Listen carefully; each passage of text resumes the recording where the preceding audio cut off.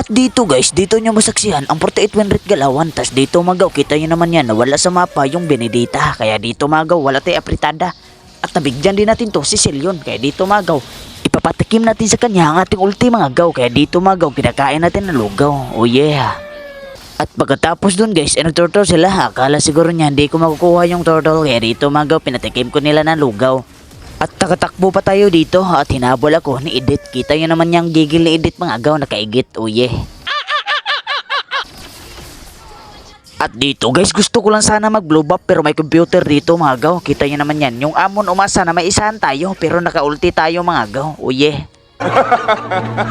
At gusto kong bigyan dito si Celion kasi grabe itong mga agaw pag naka-late game. Palak-palak tas ilang hampas. Kaya dito mga agaw, kitag tibas. Oh yeah. Gunggong! At pagkatapos dun guys, nag-lord na sila pero gusto ko sanang kunin tong lords mga agaw pero ako lang mag-isa, di talaga kaya kasi na-off yung 3.0 galawan. At dito guys, nagpistahan sila sa blow up ko kaya napasikan tayo dito at nakakiis pa tayo ng tirada dito. Oh, nawala sa map yung Amon kaya dito mga agaw, lipot-lipot tagamay yan, kiis tirada. At dito mga agaw, pagkakataon na natin to kasi nakabawi na tayo. Oh, relax tagamay niya, ulti gamay, piti ni kuniho ka o ginagmay, oh yeah.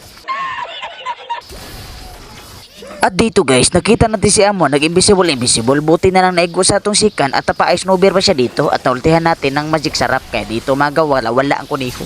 Tas ang ganda ng sitan tank namin kaya naubo sila. At di nyo akalain na nakasikan skill tayo at nakakill kay Edith, oh yeah.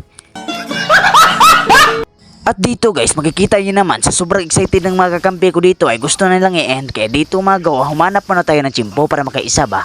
Para makabawi din tayo sa Amon kaya dito mga oh. Nagka-kill pa tayo na kay Benedita kaya dito kauga pritada nya Magustina. Aw piting-piti nya dari magaw nice G. Oh yeah.